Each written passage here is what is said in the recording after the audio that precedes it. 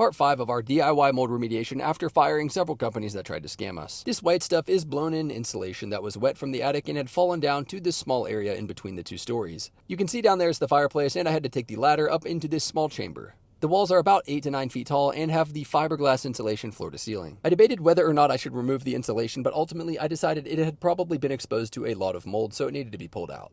I grabbed some trash bags, and I was glad I did because it looked pretty bad on the other side, and it was obviously exposed to water. But as I mentioned in the last video, a serious curveball to our plans was about to happen. I was bagging the insulation piece by piece and felt like I was making really good progress. I was excited because it was almost time to start HEPA-vacking and cleaning up. As I was tying this trash bag, a drop of water hit me in the back of the head, and I actually was recording while it happened. Notice my body language changes, and I almost completely froze because of what happened. I realized the tarps that I had set up to keep the mold from going into the attic actually were catching water that was still coming down from the chimney. We had gotten rain a couple days before, and I thought the leak problem was long gone. This was when I realized the mold was not our only problem. The leak was still there, and I can't put anything back until that's fixed.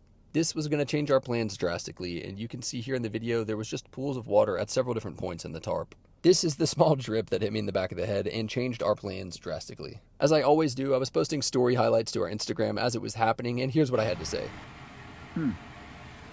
As I'm working, I feel something hit the back of my head. I'm like, that was...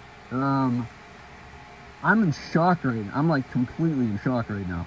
This was a complete nightmare situation avoided. The situation had now been assessed, and I knew it was best to just go ahead and drain the water that was up there now to prevent it from pooling more and eventually falling through. I drained each of the pools into a trash bag and then went ahead and finished removing all of the insulation. We are not going to let another problem stop us from accomplishing our goal, which is having a safe house and a beautiful house. It's a little bit more work and some stress, but that's life. We're going to keep on going.